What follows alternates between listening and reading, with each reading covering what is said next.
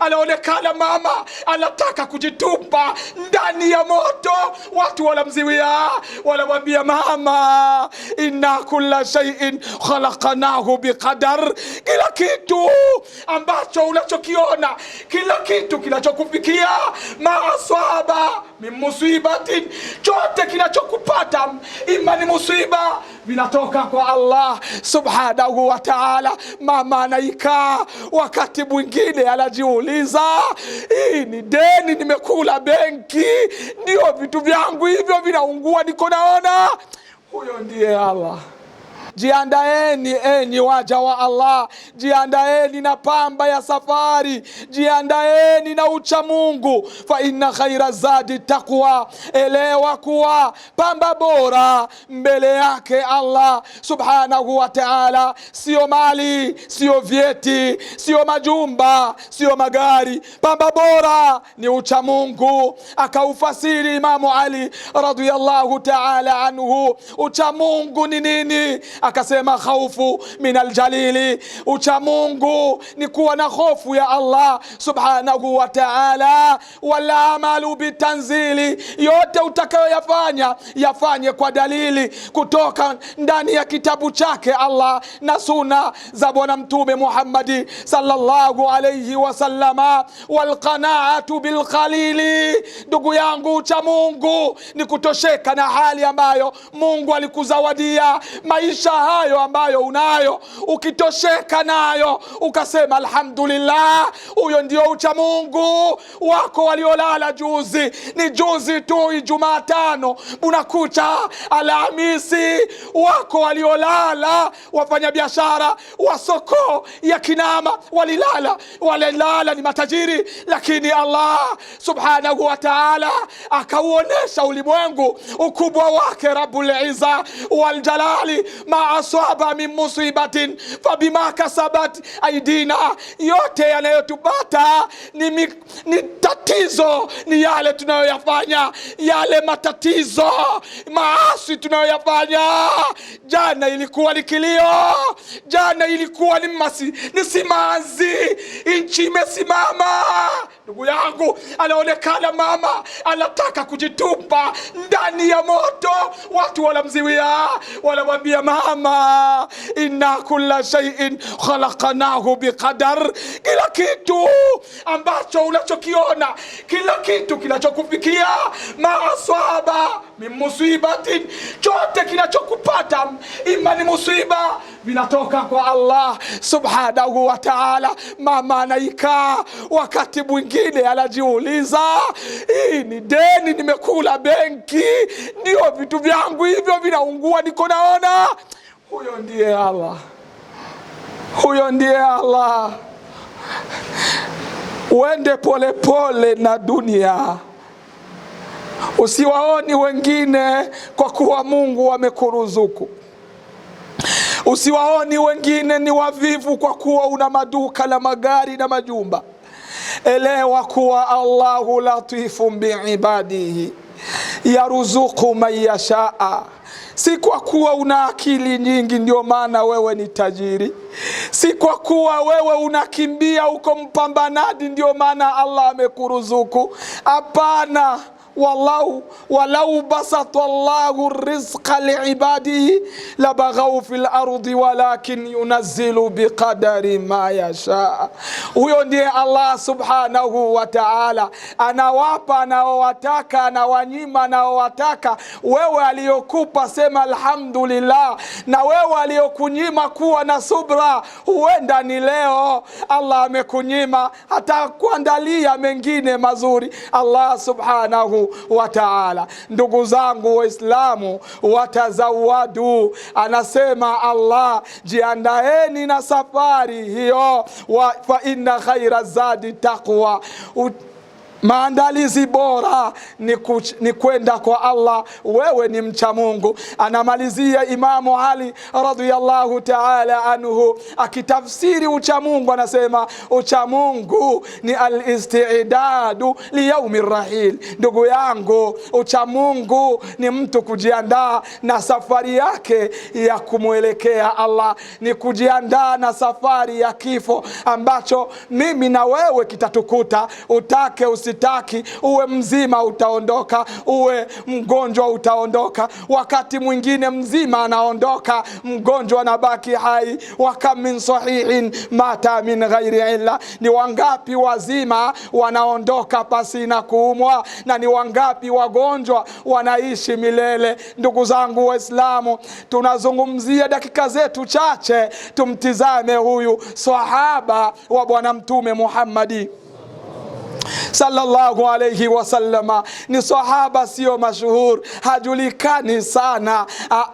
Sio Abu Bakari tutasema huyu ni sahaba mkubwa, au Omar au Uthmani au Ali. Hawa ni masahaba wakubwa ambao kila mtu anawafahamu, lakini huyu sahaba ambaye tunataka kumzungumza ni sahaba jina lake sio likubwa, nasaba yake sio kubwa, lakini mbele yake Allah ameonekana jina lake ni likubwa. Man huwa, ni sahaba gani? Ismuhu Zahir. Ndugu yangu, sahaba huyo anaitwa Zahir radhiyallahu ta'ala anhu. Ni sahaba ambaye min ahli al-badia. Sahaba huyo anatoka huko porini, ndio alikuwa anaishi, kazaliwa huko porini jangwani. Sahaba huyo Zahiri radhiyallahu ta'ala anhu min Bani Ashja. Ndugu yangu, anatoka huyo sahaba katika kabila linaitwa Ashja. Wakana damiman. Ndugu yangu, sikiliza, wanaanza kuzitaja sifa za huyo sahaba. Wakana damiman, uso wake ulikuwa mbovu, uso wake ulikuwa mbaya, alikuwa na sura mbaya, lakini yaskunu albadia fi hayati nabii sallallahu alayhi wasallama, alikuwa naishi jangwani wakati wa Bwana Mtume Muhammadi sallallahu alayhi wasallama. Shahida ghazwatu Badri, alipigana au alishuhudia na yeye vita vya Badri maa nabii sallallahu alayhi wasallama. Ndugu zangu Waislamu, huyu Zahiri radhiyallahu ta'ala anhu, biashara yake au kazi zake ilikuwa anatoka huko porini, analeta tu bidhaa tudogo, anakwenda Madina kufanya biashara. Subhanallah, akishakusanya biashara hivyo, anafika sokoni, anaondoa moja katika biashara, anambebea Mtume Muhammadi sallallahu alayhi wasallama kama zawadi. Ndugu zangu Waislamu, siku moja anasikika Rasulullah anatangaza mbele za masahaba, anasema inna likulli hadiratin badia wa badiyatu ali Muhammadin sallallahu alayhi wasallama Zahira. Ndugu zangu Waislamu, huyu ni Mtume anasema kila mji una vitongoji vyao, kila mji unatuvijiji twayo. Anasema Mtume wa badiyatu ali Muhammadi, na kijiji cha watu na kijiji cha familia ya Muhammadin sallallahu alayhi wasallama ni Zahira. Anaonesha utukufu wa huyu sahaba Zahira ibn Haram radhiyallahu ta'ala anhu. Ndugu zangu Waislamu, tunalianza sasa sakata. Kwa nini nimemtaja huyu? Kwa nini nimemchagua huyu sahaba Zahira? Ndugu zangu Waislamu, siku moja Mtume wetu Muhammadi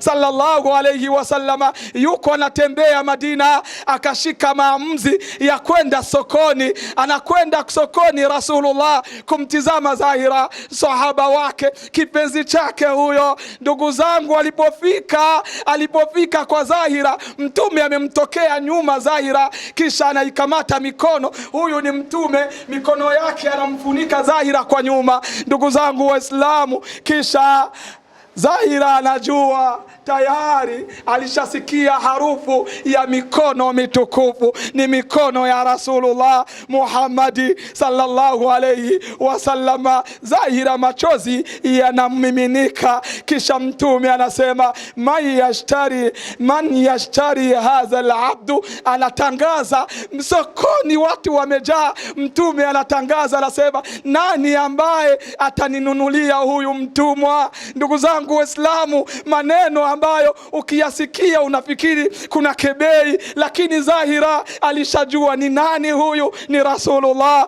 Mustafa Muhammadi sallallahu alayhi wasallama. Yasikie maneno ya huyu sahaba, anasema, anamwambia ya Rasulullah, idhan tajiduni ya Rasulullah kasidan, ewe mjumbe wa Allah subhanahu wa ta'ala, hata ukiniuzisha utakutana mimi ni mtu duni, sina thamani, mimi sina chochote, sina lolote, bali utahomba hata ukiniuzisha. Ndugu yangu, sikiliza maneno ya Mtume Muhammadi sallallahu alayhi wasallama. Hiki ndicho ambacho leo nataka uyasikie.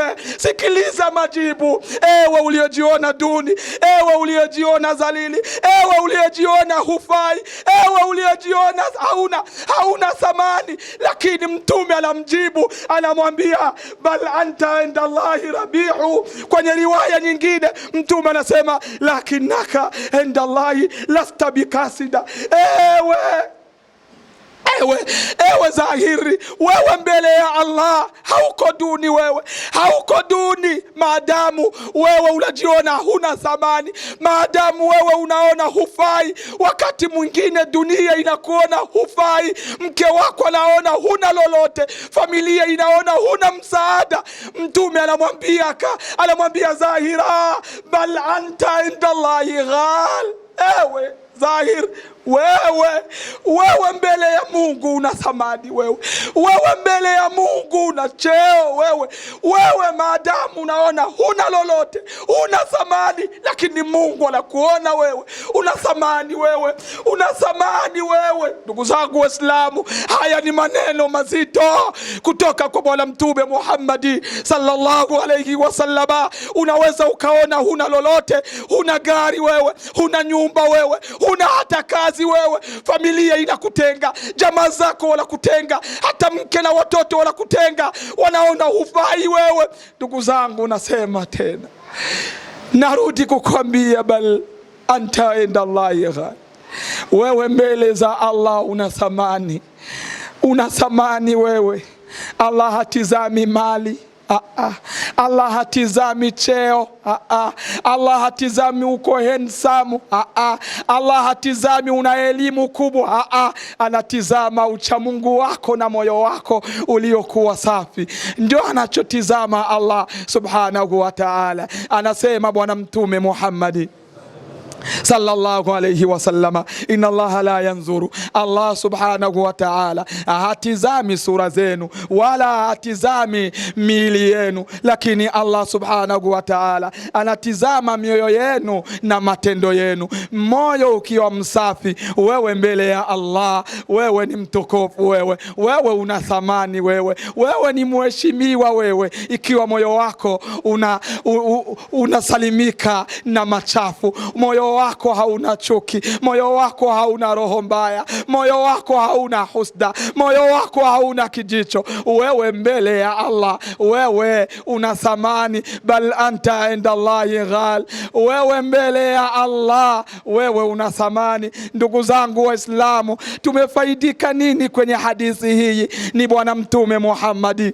sallallahu alayhi wasallama. Tumsome huyu Rasulullah, wasomi wa dini, msomeni huyu Mtume sallallahu alayhi wasallama. Ona tabia ya Mtume, ona alivyotania na Zahira. Ni sahaba duni, sahaba kutoka vijijini, sahaba hana lolote, hana mbele hana nyuma, lakini Mtume anatania naye, anacheka naye. Tizama, Mtume anampa moyo. Wapeni moyo wasomi wa dini, wapeni moyo wa maamuma zenu, wanafunzi wenu, waambieni kuwa iko siku na nyinyi mtakuwa kama wao, mtakuwa kama wale. Wapeni moyo. Huyu ni Mtume Muhammad, baada ya kutania na sahaba wake amemfunika macho, kisha anasema huyu nani atakayemnunua huyu? Lakini sahaba alijua huyu ni mtume,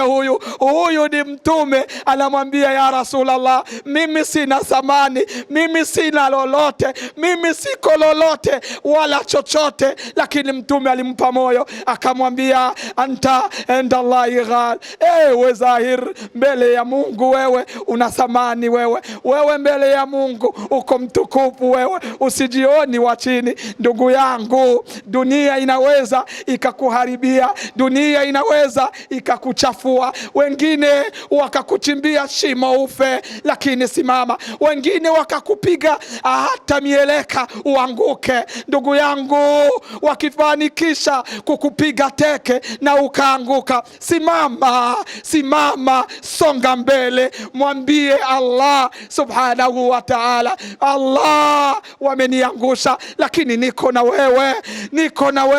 Hakuna aliyekuwa na Allah akajuta, hakuna aliyemfanya Allah awe namba moja katika maisha yake ila alisimama. Ndugu yangu, kijana mwenzangu, kuanguka sio kufa, au kutereza sio kuanguka. Waache wakuangushe, waache wakuzike, waache wakupoteze, waache wakuvue nguo, waache wakuzalilishe, lakini uko na Allah subhanahu wa ta'ala. Ashukuriwe Allah subhanahu wa ta'ala. Mwisho mwema ni kwa wale waliomcha Allah, wala hakuna wadui baina ya mja na Allah ila kwa wale waliozizulumu nafsi zao. Anasema Allah subhanahu wa ta'ala, enyi waumini, Allah subhanahu wa ta'ala anawaita. Wakati mwingine Allah anawaita binadamu, lakini Allah anasema, nimewaumbeni kwa baba mmoja na mama mmoja. Wajaala, Allah akajalia bainakum, Allah akajalia baina yenu nyinyi makabila na mataifa, litaarafu, ili mjuane tu. Malengo ya Allah, inna akramakum inda Allah atqakum, mbora wenu mbele ya Allah ni mcha Mungu. Mbora wenu sio yule mwenye gari, mwenye majumba, mwenye kazi, mwenye vyeo, la, mbora wenu mbele ya Allah subhanahu wa ta'ala ni ucha Mungu. Ndugu yangu, anta inda Allahi ghal, mbele za Mungu wewe una thamani, mbele za Mungu wewe ni muheshimiwa. Safisha moyo wako, muelewe Allah. Safisha moyo wako, mambo haya yatakusaidia wewe kuwa wa thamani mbele yake Allah. Mambo haya ambayo nataka kuyazungumza, yaweke akilini, yatakufanya wewe uwe na thamani. Jambo la kwanza, mtegemee Allah, atawakul ala Allah, mtegemee Allah subhanahu wa ta'ala. Acha kuwategemea binadamu. Kila aliyemtegemea binadamu mwisho wake alifeli. Mtegemee Allah subhanahu wa ta'ala, ni kauli yake mwenyewe. Allah anasema, watawakkal ala alhayy alladhi la yamutu, mtegemee Allah ambaye hafi wala hapatwi na usingizi, yuko hai Allah. Kila aliyemtegemea ndugu yake mwisho alifeli. Aliyetegemea nyumba imebomoka, aliyetegemea gari imeungua, aliyetegemea biashara vimehomba. Lakini aliyemtegemea Allah, utamkutana Allah yuko karibu na wewe. Jambo hilo la kwanza. Jambo la pili, ndugu yangu, jisalimishe, ataslimu ila Allah, jisalimishe kwa Allah subhanahu wa ta'ala. Maisha yako, uhai wako, ndugu zako, familia yako, kila chako chote kisalimishe kwa Allah subhanahu wa ta'ala. Pandisha mikono kwa Allah, pandisha, mwambie Allah, nimeyafanya mengi, madhambi ni mengi, nanuka ya Allah, nanuka, niko mchafu, lakini nakuja. Allah anasema, wa anibu ila rabbikum wa aslimu lahu. Ndugu yangu, mkimbilie Mola wako, anakuita tena Allah. Mkimbilie Allah, mkimbilie Mola wako. Anasema Allah subhanahu wa ta'ala, irji'uni, rejea kwa Allah subhanahu wa ta'ala, rabbi rji'uni. Ndugu yangu, haya utamwambia Allah wakati Allah anaichomoa nafsi yako. Mwambie Allah ungali hai, pandisha mikono, jisalimishe kwake Allah subhanahu wa ta'ala. Jambo la tatu, ikiwa utakuwa nalo, wewe utakuwa mheshimiwa mbele yake Allah subhanahu wa ta'ala. Kimbilio lako kwa Allah subhanahu wa ta'ala. Ndugu yangu, kwenye shida mkimbilie Allah, kwenye matatizo mkimbilie Allah. La sahla illa ma ja'altahu sahla. Mwambie Allah haya maneno, yazungumze: Allahumma la sahla illa ma ja'altahu sahla wa anta taj'alul hazana idha shi'ta sahala. Mwambie Allah. Ndugu yangu, nani asiyekuwa na shida? Nchi na matatizo, wewe mwenyewe matatizo, familia shida, ndugu zako shida, marafiki zako shida. Ndugu zangu, ni muda sasa wa kumkimbilia Allah subhanahu wa ta'ala wakati wa matatizo. Mwambie Allah, anni maghlubun fantasiru. Allah, nimezongwa. Allah, nina matatizo. Allah, nimekosa mimi pa kukimbilia, lakini niko na wewe. Fantasiru. Ndugu yangu, mwambie Allah akunusuru. Maadui zako ni wengi, wako ambao wanataka ufe, wako ambao wamechimba shimo udumbukie, wako wengine jina lako wanalizika ili wewe uangamie. Lakini mwambie Allah, Allah, nimeshindwa mimi. Allah, vita ni kubwa ambayo ninayoipambana nayo. Bila msaada wako Allah, sitotoboa mimi. Njia yangu naiona furu, maisha yako zigzag. Lakini Allah, nina uhakika hakuna aliyekukimbilia, hakuna aliyekuita Allah ila amekukuta wewe. Allah, uko hapo, uko tayari.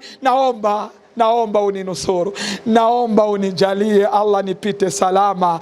Ndugu yangu, mwambie Allah, ndio kimbilio lako hilo la mwanzo na la mwisho. Acha kuwakimbilia waganga, hawana huyo uwezo. Acha kuwakimbilia waheshimiwa. Nina ndugu yangu ni general, nina ndugu yangu ni shefu. Ndugu yangu, unaweza ukaondoka, unaweza ukapotea, unaweza ukapotezwa na wako hapo wasikusaidii chochote. Lakini yuko ambaye ni general zaidi ya wa general, yuko shefu zaidi ya shefu, ni Allah subhanahu wa ta'ala.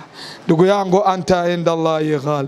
Wewe mbele za Allah una thamani, wewe mbele za Allah una thamani. Maadamu unajiona uko wa kawaida, unajiona uko duni, unajiona hauna thamani, lakini nasema anta inda Allahi ghal, wewe mbele za Allah uko wa thamani.